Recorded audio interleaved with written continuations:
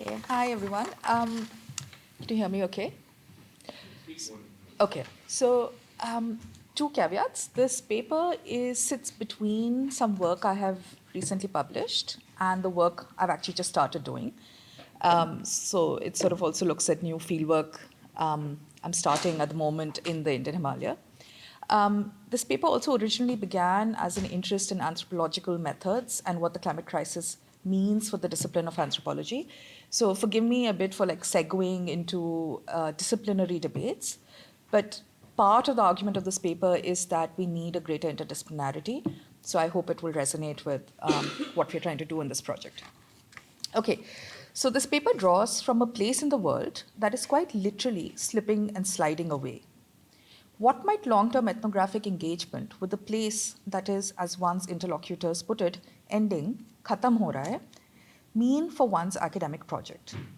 What happens when the knowledge that one is producing lacks a sharp argumentative form, rooted in a form of stability, but rather is foundationally uncertain and arises from a ground which is falling beneath one's feet? So, in my own recent work, taking on board this radical uncertainty, doing the work of scale shifting, and in particular, a deeper engagement with other disciplines, especially wildlife biology and climate science, has led to a reseeing and a retelling of a more familiar story. It is this shift in perspective and such a take on the ethnographic project that I want to relate here today. So, the question that I'm sort of interested in, and something that I really want to explore in my further work as well, is that if we center the Himalaya, if we think from it, so to say, and take seriously the conditions of life that currently exist and the ever present threat of death that permeates it, then what might an anthropology that writes in the Anthropocene consist of? Now, Anthropocene, as many of you know, is a term that has been coined by geologists to signify an epoch in which human actions are shaping the planet so profoundly that humans are now acting as a geological force. The Anthropocene has generated a very fast and furious debate, and it won't be possible for me to dwell on this ever expanding debate in detail here today. But what I am going to do very quickly is lay out my take on it. And I'm going to begin with some of the criticisms of the Anthropocene concept, which in fact I find very compelling. So, one of the early critiques of the Anthropocene was the fact that it originates in the natural sciences, and this can lead to a domination by such a perspective with the potential to eclipse out the humanities and the social sciences. Another critique is that the capacity of, the Anthropocene as a concept has the capacity, and it has done this, to decenter the vital role played by both capital and empire in the planetary crisis. There is also an assumption that there is a singularity to the anthropos, to humanity, which runs almost forcibly counter to the anthropologic or the social science project of carefully parsing out who precisely it is we are talking about. And of course, there's the commodification of the academy itself, with its periodic and increasingly dizzying new terms, concepts, isms, and now scenes. So indeed, for this reason and for these reasons and many more, my own early work was very critical of the Anthropocene. And I actually wrote an early sort of critique of why this is a problematic concept. So then why would I be standing here today in front of all of you, speaking of the Anthropocene and actually making an argument about what it means to write the Anthropocene from the Indian Himalaya, making an argument, making a case for something that one can call an anthropology for the Anthropocene without scare quotes hovering above Anthropocene? So my intention is not to try to convince anyone of the usefulness of the concept, as for instance Bruno Latour did in his AAA presidential address back in 2014, where he argued that the Anthropocene is a gift to the discipline of anthropology. Nor is it my intention to spell out what an anthropology of the Anthropocene should consist of in the manner that Amelia Moore has written of an Anthropocene anthropology, or Anna Singh and her collaborators of the patchy Anthropocene. My thinking on the Anthropocene is, of course, in conversation with and inspired by a remarkable body of work that has emerged in the recent past. And I would particularly like to center here the critical scholarship on the Anthropocene that has made calls for its creative remaking from a geological category to one that is attendant to the histories and politics of colonialism, capitalism, and industrialization. I'm drawn to what I consider a fundamental premise of the Anthropocene concept, that a radical new form of interdisciplinarity is the need of the hour, and the comfortable disciplinary silos in which we have for too long sequestered ourselves are no longer tenable. In addition to this body of work that has variously has made calls for indigenizing or decolonizing the Anthropocene, I'm also very much influenced by the vast scholarship from environmental history, political ecology, and environmental sociology, which has a particularly rich presence in South Asia, and in important ways prefigures many of the more recent discussions on the Anthropocene. So, drawing upon this literature, I'm interested in creating an ethical anthropological practice that remains true to that which is unfolding in the Indian Himalaya. My interest in the Anthropocene has grown quite organically out of my long-standing research in a small North Indian state called Uttarakhand, which is located, and particularly in a district that I work on, which is located on India's borderland with Tibet. I'm guided by two characteristics that I find striking, both of which I will elaborate upon today. The first is the incessant talk of endings and death of the Himalaya that emerged not just in relation to extreme events, but is also very much in evidence in everyday chatter. Secondly, and relatedly, I wish to center forms of storytelling that are narrated with regard to rapidly changing human-non-human relations. Centering discussions of the dying Himalaya, as well as stories of changing human-non-human relations, has led me to reframe my own research and writing. Now, something that's become quite central to the way in which we talk about the climate crisis and which we've seen sort of over the past 2 days also is stories and storytelling. And I sort of prefer the term beastly tales over stories because it's a more precise description of the types of stories that I want to very quickly sort of relate here, and which I sort of have elaborated upon in my recent book.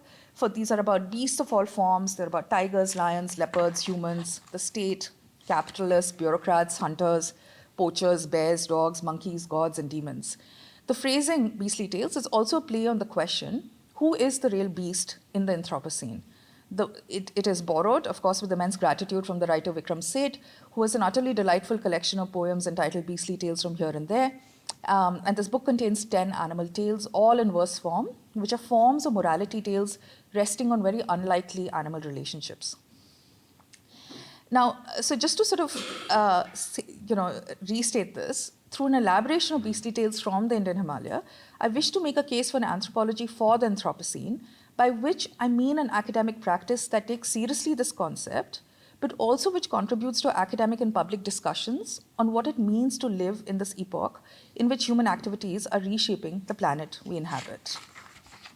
Now, with this very long preamble, let me finally move to the district from where this work is set and from where many of my arguments emerge. I have been working in Chamoli since 2006, which is when I first began my doctoral work. Now, this is part of a much longer paper and actually a much longer sort of project. And the first half of this paper dealt with a series of disasters, with GLOFs, with floods, dam burstings. And actually, they've been somewhat uncannily already been described by Emily, Saba, and Mabel for other parts of the Himalayan region. I'm not going to elaborate them here, but what I want to draw attention to here is the similarities in terminologies, but also in particular kinds of climate disasters that we're seeing across the Himalayan region. Let me instead move to the site of the everyday, which is what I'm particularly interested in. Now, something that is becoming very, very evident in the Upper Himalaya is just the everyday difficulties of living and livelihood. And one of the ways in which, for instance, the state recognizes this is through the springing up of ghost villages or bhutiya gaon. Again, we see this across the Himalaya. Which are devoid of humans, and the distressed migration to the plains region, as well as to big cities such as Dehradun, are quite notable. It is estimated that there are anything between 1,750 and 7,000 ghost villages exist in Uttarakhand. Yet the significance of the depopulation of the Upper Himalaya and its relationship to poverty, unemployment, and the climate crisis remains somewhat understudied. But for the thing that I find most sort of interesting, and which is what I've tried to sort of write about, is that the strongest indication of the climate crisis for many of the residents in the Himalaya isn't necessarily in the big disasters that make it to national and international news. Neither it is necessarily actually in these ghost villages.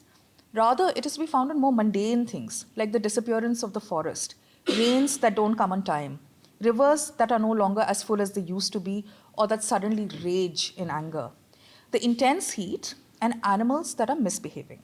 And it is to these beasts that I will now turn. Now, the increasingly brazen behavior of big cats, leopards, and tigers has been a noticeable change in the Upper Himalaya. Leopards, which the latest leopard census of 2018 put as counting approximately 839 in Uttarakhand and approximately 13,000 in India as a whole, in particular, are discussed as misbehaved, as cheeky, and as crooked, as teda. They're being sighted in human dominated landscapes, including big cities. They're increasingly losing fear of humans and aren't afraid to reveal themselves in broad daylight. They're attacking pet dogs and livelihood and livestock, and most worryingly, are increasingly making prey of humans themselves. Now, such big cats are popularly known as man-eaters, and of course, they have a very long history in India. Across the board in the mountains, I was told that there is a spike in attacks by such big cats. I take very seriously the universal claim among my interlocutors in the Himalaya that big cats are acting in ways that are increasingly considered out of character. It is worth noting that more recent state statistics also show an upward trend in attacks by leopards on humans in Uttarakhand, but there is no reliable way to chart out the predatory behavior of big cats and the reported upswings in it over the longer durée. My project here, and in the wider work that this talk is drawn from, is not to convince anyone of the veracity of these claims of crooked cats in the Indian Himalaya, or even demonstrate any causality with the climate crisis. Rather, it is to take these claims of increasing crookedness seriously by exploring the lived reality of what it is to share space with potentially predatory non-humans, and by asking what these beastly tales of crooked cats might be telling us. Now, the way to sort of describe to me is that most big cats, by which I mean tigers, lions, leopards, are simple or straightforward. They're seedha sada, in the sense that they respect humans and they are careful to avoid any unpleasant encounters with them. Yet, there are some specific big cats who have become teda, or they become crooked. These are big cats that have gone off the straightforward path and are actively seeking out humans to make prey of them. So this begs the question of why do some big cats go crooked? And there's several theories that proliferate. Some refer to the idiosyncrasies of individual big cats, some to the bad karma or the misfortune of human victims themselves. However, the most dominant accounts of why big cats go crooked do so with reference to power, inequality, and human actions. Big cats themselves are described as more or less innocent. Rather, it is specific types of humans and the political economic structures they have assembled over time that have brought us to this pass. A sympathetic stance towards crooked cats was discernible once they'd been killed and captured, that is, with elaborate theories propounded to explain why they do what they do. I want to pause here for a moment to reflect on the manner in which beastly tales on crooked cats are related. They're highly speculative in nature, they proceed on a case-by-case basis, and they leave space for forms of uncertainty. Even as they trace complex connections across time, space, individuals, species, and politics, these accounts do not demur from accepting uncertainty at the heart of the tale. It is this uncertainty on crooked cats that leads to the dense proliferation of beastly tales on them, which squares with my understanding of the Anthropocene as a condition that is foundationally uncertain and unsure, a moment in time when our knowledge-making practices need to adapt in order to take on board these unknowns.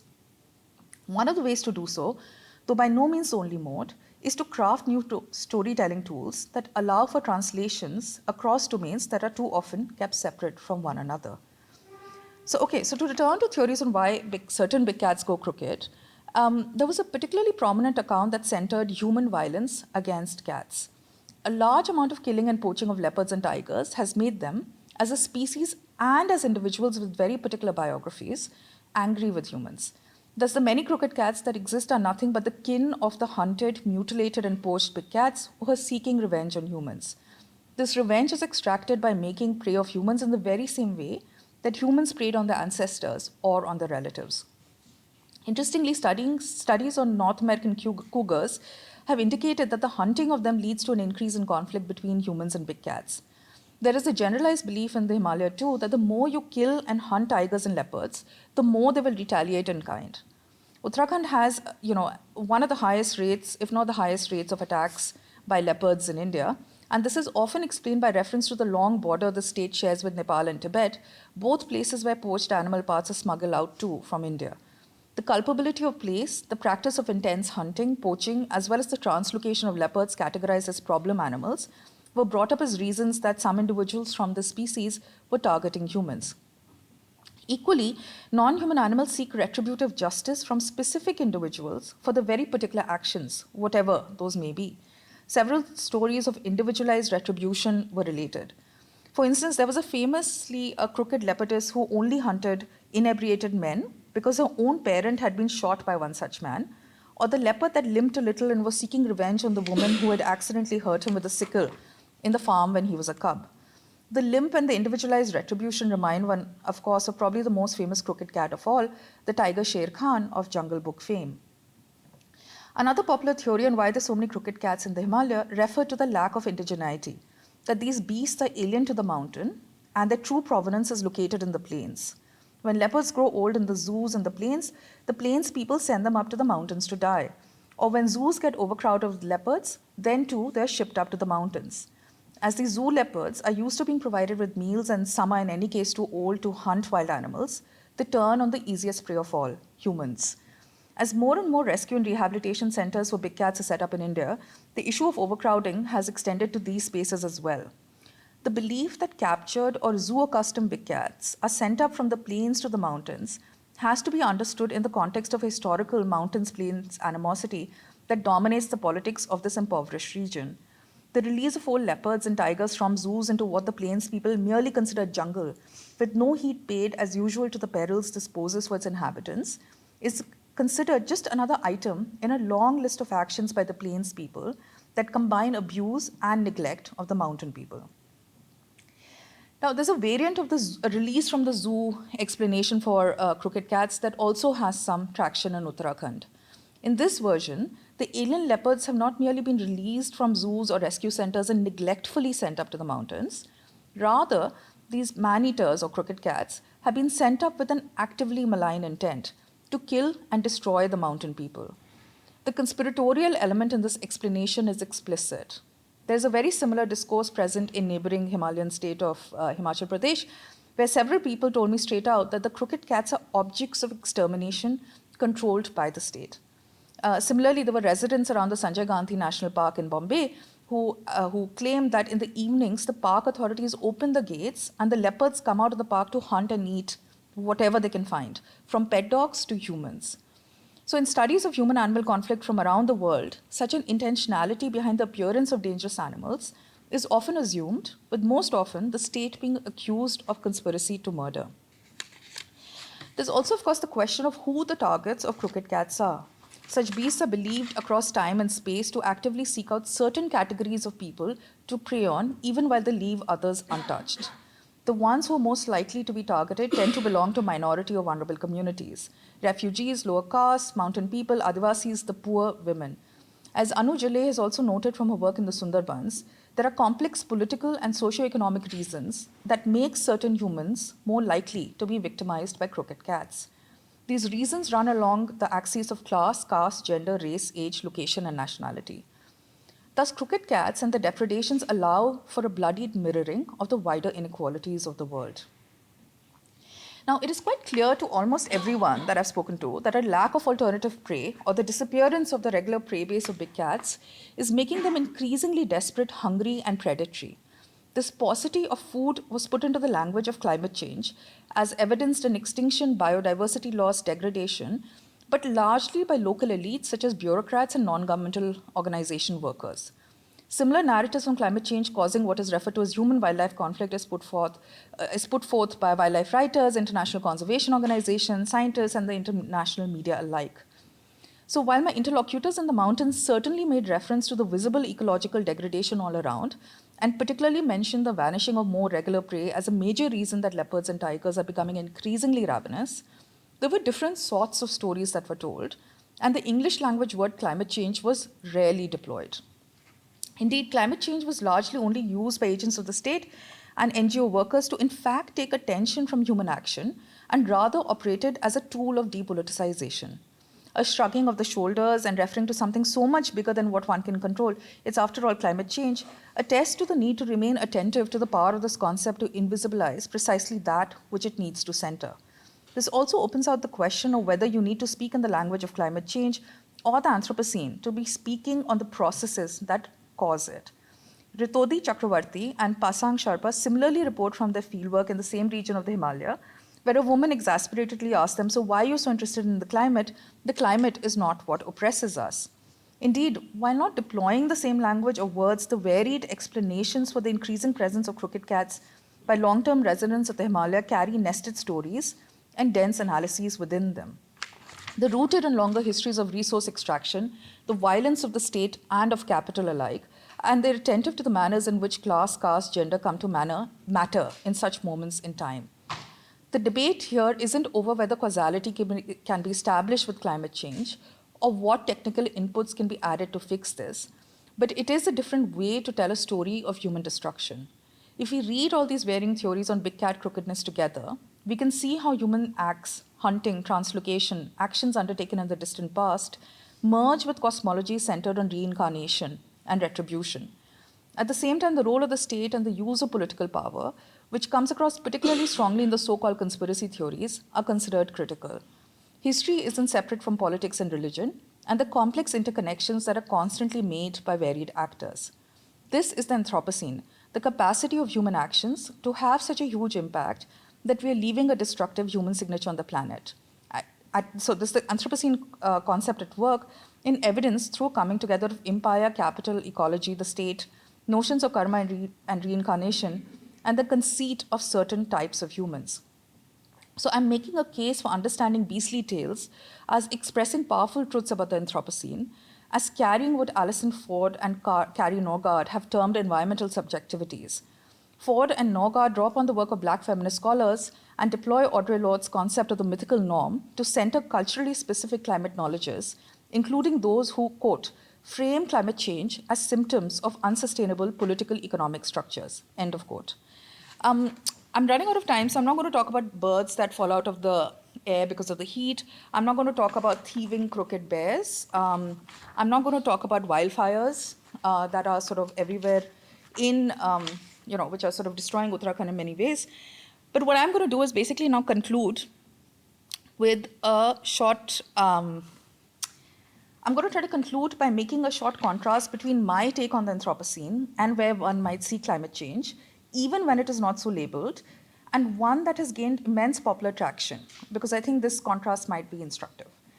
Now, in a prominent intervention, the novelist Amitav Ghosh, who happens to hold a DPhil in anthropology, has railed against what he considers an astonishing failure to grasp the urgency of climate change. In his important 2016 book, The Great Derangement, Climate Change and the Unthinkable, he notes that though South Asia is, quote, extraordinarily vulnerable to climate change, and India as a country is highly politicized, with great amount of indignation and outrage expressed on a wide range of issues, yet, quote, I'm quoting him here now, climate change has not resulted in an outpouring of passion in the country. Instead, he goes on to write, quote, political energy in South Asia is increasingly coming to be focused on issues that relate in one way or the other to questions of identity, religion, caste, ethnicity, language, gender rights, and so on, end of quote. Now, my argument runs counter to Amitav Ghosh's. As I see it, questions of identity as well as expressions of indignation and outrage on other, which are political but not directly ecological or climatic issues, should be folded into discussions of the Anthropocene. As noted at the very outset of this talk, one of the early critiques of the Anthropocene was its capacity to flatten out precisely such issues of inequalities and differential subject positions within the anthropos. In my reading, criticism of and a profound awareness of climate change abounds in the political. Those seemingly absurd narratives described here, big cats being shipped up to eat the natives, or big cats turning on humans for the purpose of retributive justice, can and ought to be seen as angry commentaries on the wider politics and practices underpinning anthropogenic climate change. This, of course, enables us to open out the question of how climate change is anthropogenic, to see the Anthropocene in these narratives on human actions and culpabilities, in these beastly tales that are so easily dismissed or not even heard, rather than in graphs, projections, IPCC reports, media articles, or other forms of knowledges that typically describe this planetary crisis. As an ethnographer, I contend the unthinkability of the impending climate crisis that Ghosh finds in fiction. Perhaps the politicization that he's referring to are, for instance, the politics of hate and division of the ruling party, the Bharatiya Janata Party. There are, however, myriad types of political demands for equality that are proliferating in India currently. In the quotidian chatter of residents of the Himalaya, I discern several prescient accounts of the past, present, and future of human, as well as non-human animals like the endangered tiger or the leopard. What these stories depict are our naughty interspecies entanglements in the Anthropocene. A failure of the imagination is evident not, as Ghosh despairs, in the deep politicization of the world to the exclusion of an ecological focus. Rather, it lies in our inability to read these political commentaries as intrinsically critical of the processes that cause and sustain global warming in the first place. Thank you.